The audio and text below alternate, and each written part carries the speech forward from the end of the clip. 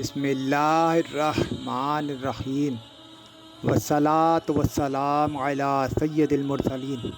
پیارے بھائیوں کے خدمت میں السلام علیکم ورحمۃ اللہ۔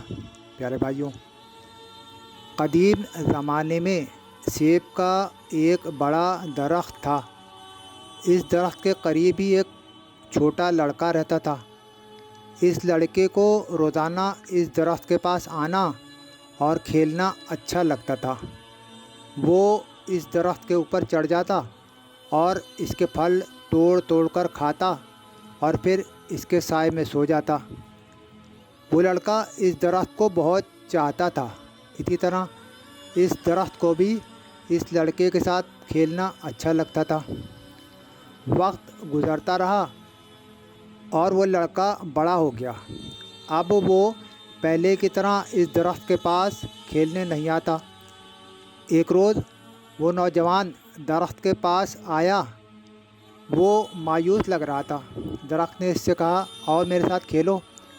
تو نوجوان نے کہا، اب میں بچہ نہیں رہا، اب میں درخت کے ارد گرد نہیں کھیلتا، اب مجھے کھیلنے کے لیے کھلونے چاہیے اور کھلونے خریدنے کے لیے پیسوں کی ضرورت ہے۔ اس وقت درخت نے کہا، مجھے افسوس ہے، میرے پاس پیسے تو نہیں ہیں، لیکن میرے اوپر جو سیب لگے ہیں تم انہیں توڑ کر بیچ سکتے ہو، اس کے بعد تمہارے پاس پیسے آ جائیں گے۔ وہ نوجوان بہت خوش ہوا اور اس نے درخت کے سبھی سیب توڑے اور خوشی خوشی چلا گیا۔ سیب توڑنے کے بعد وہ نوجوان کافی دن تک درخت کے پاس نہیں آیا۔ درخت کو مایوسی ہوئی۔ ایک دن وہ نوجوان پھر درخت کے پاس آیا۔ اب وہ جوان ہو چکا تھا۔ درخت بہت خوش ہوا۔ اس نے جوان سے کہا، آؤ میرے ساتھ کھیلو۔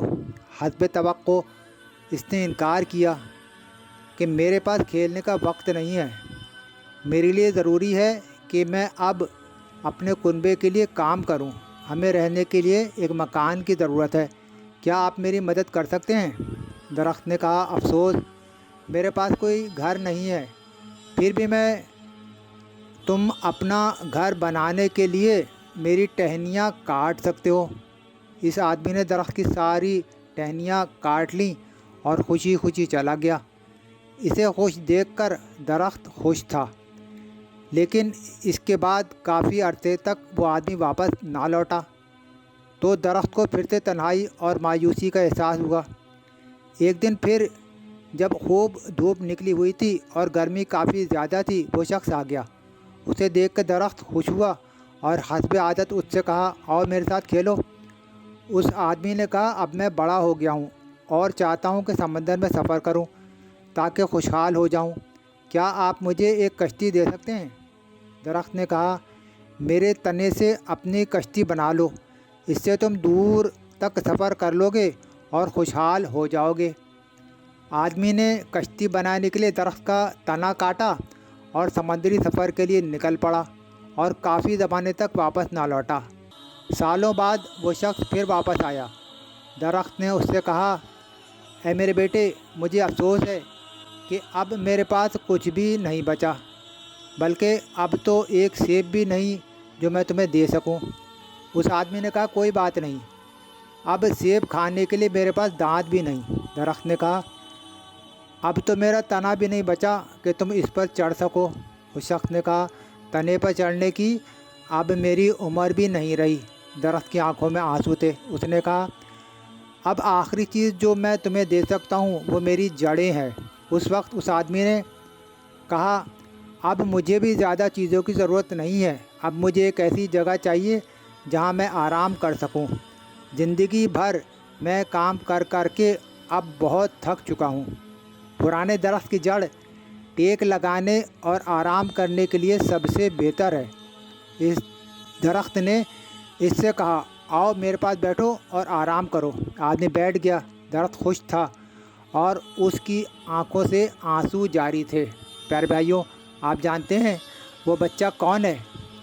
وہ بچہ آپ خود ہیں اور سیب کا درخت آپ کے والدین ہیں۔ یاد رکھیں، والدین درخت کی طرح ہوتے ہیں۔ جب ہم بچے ہوتے ہیں تو ہمیں ان کے ساتھ کھیلنا اچھا لگتا ہے، اور جب ہم بڑے ہو جاتے ہیں تو تو ہم انہیں چھوڑ کر چلے جاتے ہیں اور اس وقت واپس آتے ہیں جب ہمیں ان سے ضرورت ہوتی ہے۔ اور کچھ بھی ہو جائے، والدین کبھی بھی اپنی قیمتی سے قیمتی چیز اپنے بچوں کو دینے سے گریز نہیں کرتے، جو ان کی آنکھوں میں بچے ہی رہتے ہیں۔ باپ کی موجودگی سورج کی طرح ہے۔ سورج گرم ضرور ہوتا ہے، مگر سورج نہ ہو تو اندھیرا چھا جاتا ہے۔ امام جعفر صادق رضی اللہ تعالیٰ عنہ نے فرمایا، حضرت موسیٰ علیہ السلام خدا سے مناجات کر رہے تھے۔ اچانک انہوں نے عرش کے سائے میں ایک شخص کو دیکھا تو عرض کیا، اے پروردگار، یہ کون ہے جس پر عرش سایہ کیے ہوئے ہے؟ یہ شخص اس عظیم مرتبے تک کیسے پہنچا؟ اللہ تعالیٰ نے فرمایا، یہ شخص والدین کے ساتھ نیک سلوک کرتا تھا اور چغل خور نہ تھا۔ پیارے بھائیوں، اگر یہ ویڈیو آپ کو پسند آئی ہو تو اس کو لائک اور شیئر ضرور کریں، اور چینل کو سبسکرائب کر کے بیل کے بٹن کو بھی دبا دیں۔ شکریہ۔